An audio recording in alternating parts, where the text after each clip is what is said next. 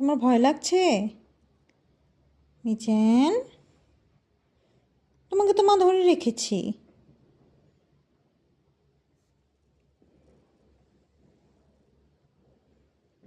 মা, তুমি ভয় পাচ্ছ?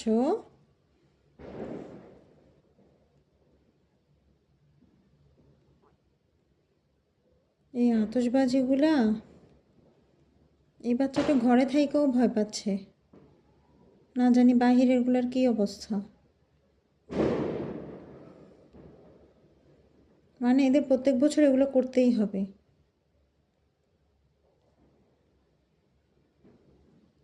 কি মজা পায় টাকা খরচ করে ঠুসঠাস ফুটাইয়া বাচ্চাগুলোকে মাইরা।